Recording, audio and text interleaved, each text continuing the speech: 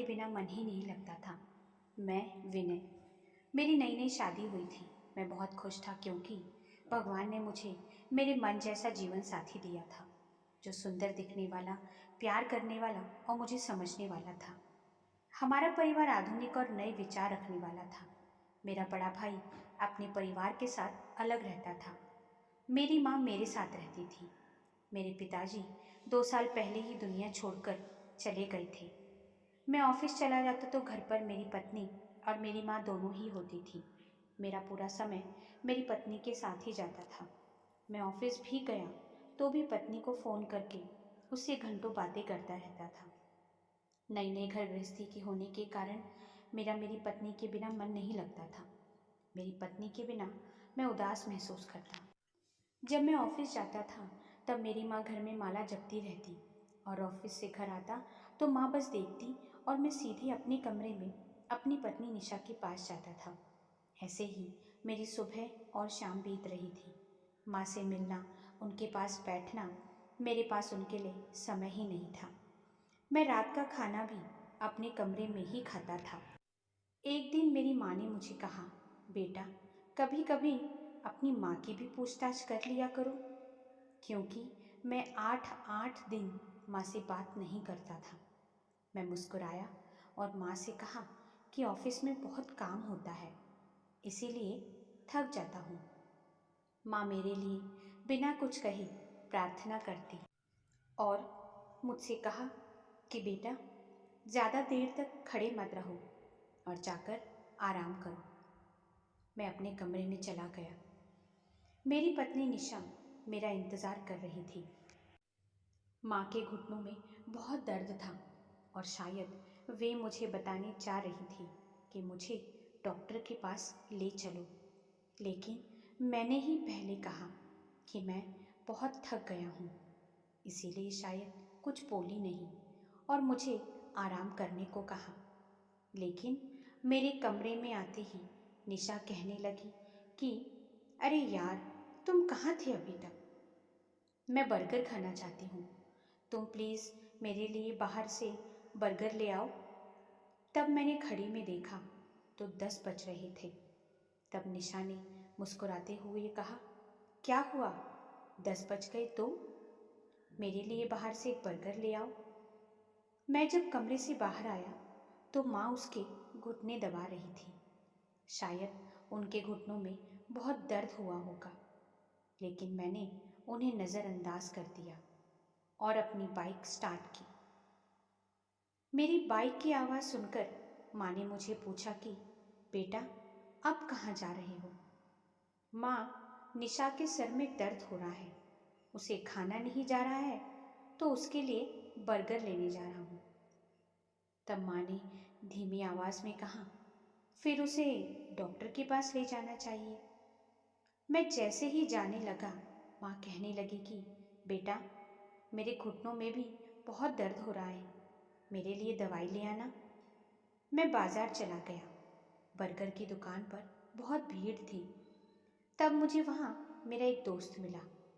मैं उससे बातें करने लगा। बस उतने में ही बर्गर भी तैयार हो गया और मैं बर्गर लेकर घर आया। माँ किसी तरह चलकर घर के गेट तक पहुँची। गेट खोलकर मैंने अपनी बाइक घर में खड़ी कर दी। जैसे ही मैं अपने कमरे की तरफ बढ़ा, उतने में पीछे से आवाज़ आई, बेटा, तुम मेरी दवाई नहीं लाए? मैं सर पर हाथ रखते हुए बोला कि माँ, भूल गया, अभी जाकर ले आता हूँ। फिर माँ ने मुस्कुराकर कहा, कोई नहीं, तुम अब आराम करो, कल ले आना। मात्र निशा मोबाइल पर गेम खेलते हुए बर्गर खा रही थी। उस रात को माँ को बहुत दर्द हुआ, लेकिन मैं बेफिक्र था। दिन ऐसे ही बीत रहे थे। मैं माँ से दूर जा रहा था, यहाँ तक कि मुझे हफ्ते में एक बार अपने माँ के कमरे में जाकर उनके स्वास्थ्य के बारे में पूछताछ करने तक का समय नहीं था। घर से मेरे बड़े भाई पास में ही रहता था और वो भी कभी माँ से मिलने नहीं आता था। वो अपनी पत्नी और बच्चों के साथ खुश था। एक बार माँ मुझसे पूछने लगी, बेटा, तुम्हारा भैया कैसा है? मैंने कहा, बेचारा, पता नहीं समस्या क्या है। कल मैंने उसे देखा था, बड़ा उदास दिख रहा था, दाढ़ी बढ़ी हुई, बाल अस्त व्यस्त। ये सुनकर माँ निराश हो गई। फिर माँ ने कहा, तो तुमने पूछा नहीं क्या बात है, क्या परेशानी है? माँ को भैया की चिंता लगने लगी और उसकी बेहतरी के लिए भगवान से प्रार्थना करने लगी। हे भगवान, मेरे बच्चे को जो कोई समस्या हो उसे दूर कर दो। अरे माँ, तुम्हारे बच्चे को तुम्हारी चिंता नहीं और तुम उसके लिए भगवान से हाथ जोड़ रही हो। तब माँ ने कहा, बेटा, मेरे बच्चे सरल सीधे हैं, इसीलिए मुझे उनकी चिंता है। उसे कुछ दिक्कतें होंगी, इसीलिए वो मुझसे मिलने नहीं आया। तब मैंने कहा, माँ, ऐसा कुछ नहीं है। उसने अपने साले के लिए नई बाइक ली है और वो भी 1.5 लाख रुपए की। उसे कोई परेशानी नहीं है। ये सुनकर माँ शांत हो गई। मैंने उस समय कुछ भी नहीं सोचा, लेकिन माँ दिन ब दिन कमज़ोर होती जा रही थी। ऐसे ही दिन बीत रहे थे। मैं जिस कंपनी में काम कर रहा था, उस कंपनी ने मेरा ट्रांसफ़र दूसरे शहर में कर दिया और रहने के लिए एक घर भी दिया। तब मैं बहुत खुश था। ये मैंने अपनी पत्नी निशा से कहा, वो भी बहुत खुश थी। माँ ने धीरे से मेरे पास आकर मुझसे कहा, क्या हो गया बेटा, किस लिए इतना शोर कर रहे हो? मैंने मुस्कुराते हुए कहा, माँ, कंपनी की ओर से मुझे रहने के लिए एक घर और एक कार मिल गई है। हम वहीं जा रहे हैं रहने के लिए। तब वे मुस्कुराईं और कहने लगी कि अच्छा है, सभी लोग ऐसे ही प्रगति करें। उन्होंने हल्के स्वर में कहा, बहू, मेरे कपड़े भी पैक कर लो। मैंने माँ की तरफ देखकर कहा, माँ, तुम अभी हमारे साथ मत आओ। अभी मैं सिर्फ और निशा जा रही हैं। थोड़े दिन तुम भैया के पास रहो, बाद में हम तुम्हें बुलवा लेंगे। मेरा शब्द सुनकर माँ का चेहरा उतर गया। फिर भी उन्होंने अपना दिल बड़ा करके कहा, ठीक है बेटा, कोई बात नहीं, तुम मुझे अपने भैया के पास छोड़ आना। तब मैंने मन ही मन सोचा कि माँ कितनी दुखी हुई होगी, कितना बुरा लगा होगा उन्हें। फिर भी मैंने उनसे कहा, ठीक है माँ, मैं आपको शाम को भैया के घर छोड़ाऊँगा। उस दोपहर माँ ने खाना नहीं खाया, वे बहुत रो रही थी। शाम को मैं भैया के घर गया, माँ भी साथ थी। उस समय भैया खाना खा रहे थे। मैंने उनका अभिवादन किया। उन्होंने हमसे खाने का आग्रह किया। मैंने भैया की तरफ देखा और कहा कि भैया, आज से माँ आपके पास रहेंगी। ये सुनकर भैया थोड़ी देर शांत रहा और फिर कहने लगा कि क्यों, क्या हुआ, थक गई क्या? नहीं भैया, काम के सिलसिले में बाहर जा रहा हूँ, थोड़े दिन बाद आ जाऊँगा माँ को लेने के लिए। भैया माँ की तरफ देखकर कहने लगे कि तुम मुझ पर क्यों बोझ लाद रहे हो, पहले से ही मैं परेशान हूँ। उस वक्त मेरी भाभी ने कहा कि भैया, आप माँ को अपने साथ ले जाओ। क्या तुम्हारी पत्नी माँ का ख्याल भी नहीं रख सकती? भैया कहने लगे कि पहले से ही हमें 2 वक्त का खाना मिलना मुश्किल हो गया है। अरे भैया, मैं माँ का जो कुछ महीने का खर्च होगा उसे भेज दिया करूँगा। क्या बात है, मुझे तो उस घर से बाहर निकाल दिया और तुमने वो घर अपने नाम कर लिया।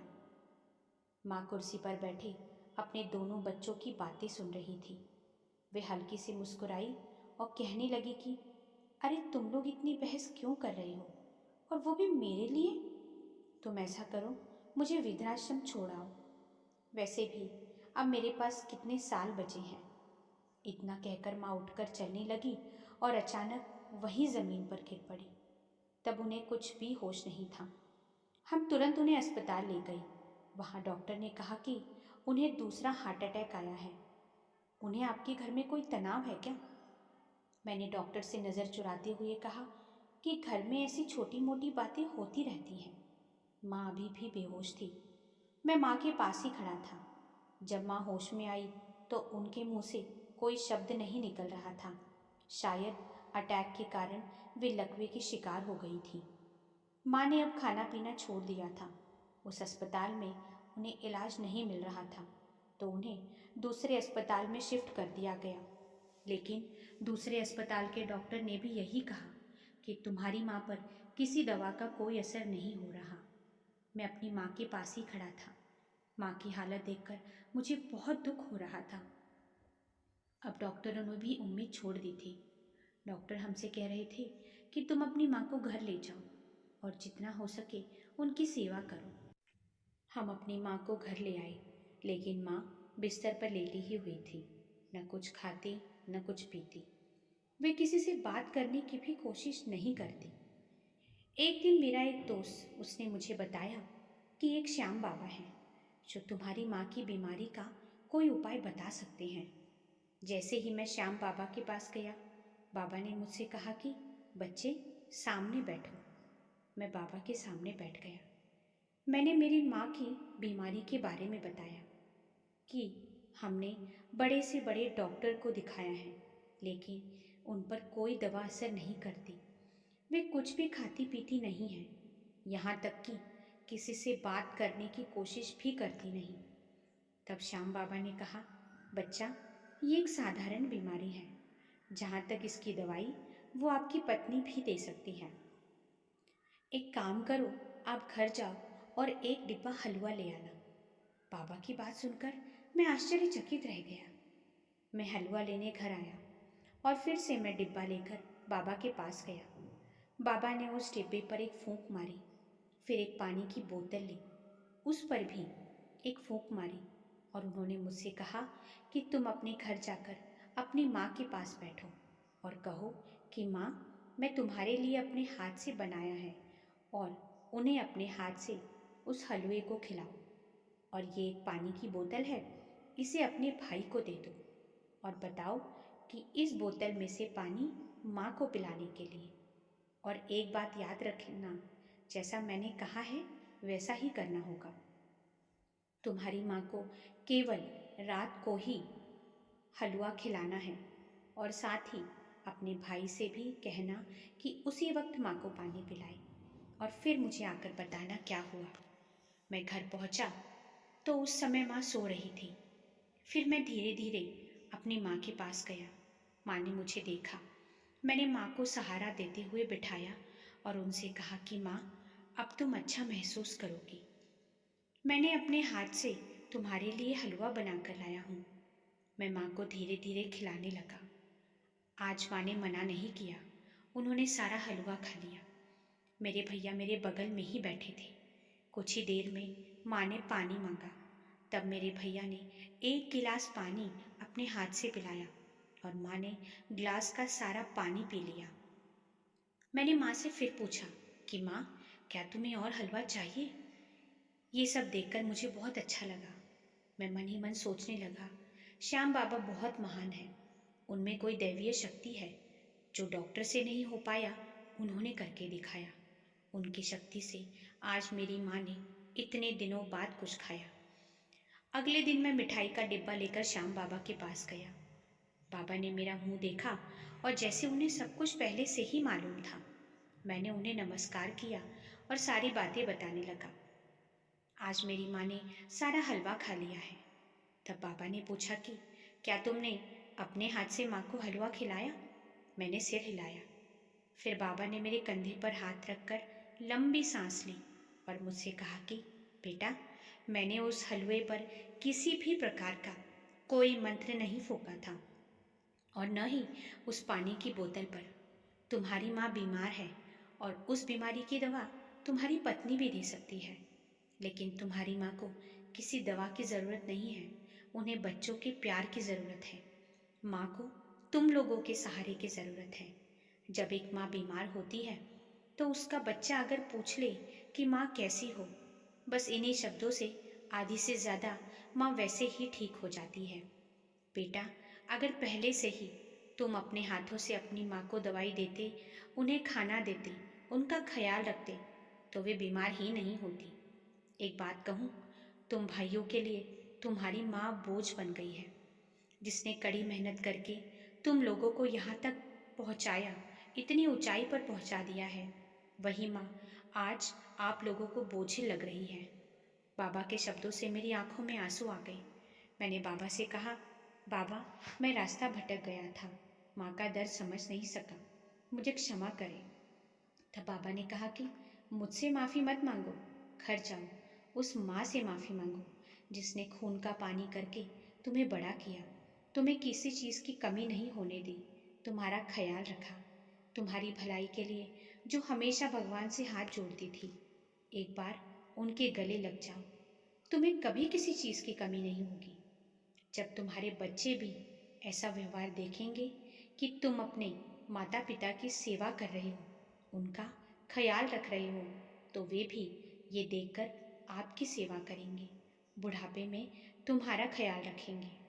अभी भी समय नहीं निकला है, अपने घर को स्वर्ग से भी अधिक सुंदर बनाएं। अपने माता पिता का सम्मान करें। अपने बच्चे आपसे क्या अच्छा है क्या बुरा है ये हमेशा सीखते रहते हैं। बाबा ने मुस्कुराते हुए आगे कहा, बच्चों, माँ अपने बेटे से कभी नाराज नहीं होती, न ही कभी उन पर गुस्सा होती है। वो अपना जीना छोड़ देगी, लेकिन कभी भी ऐसा व्यवहार नहीं करेगी जिससे बच्चे को कष्ट हो। बेटा, तुम्हारी माँ को दवा की ज़रूरत नहीं है, तुम्हारी ज़रूरत है। तब मैं अपनी माँ से मिलने घर गया। जैसे ही मैं निकला, मेरे ऑफिस से कॉल आया कि आप दूसरे शहर में नौकरी पर कब जा रहे हैं। तब मैंने उन्हें साफ इनकार कर दिया, क्योंकि अब मैं अपनी माँ के साथ रहना चाहता था। अब मैं और मेरे भैया दोनों माँ के साथ रहने लगे। 2 साल बाद माँ अब पहले से ज़्यादा खुश थी। घर पर अब हम सब बहुत खुश हैं। साथियों, अपने माता पिता के साथ प्यार और स्नेह का रिश्ता जोड़ें, क्योंकि कहते हैं ना, माता पिता की सेवा ही ईश्वर की सच्ची सेवा है। दोस्तों, कहानी कैसी लगी कमेंट करके ज़रूर बताना, और चैनल को लाइक और सब्सक्राइब ज़रूर करना। धन्यवाद।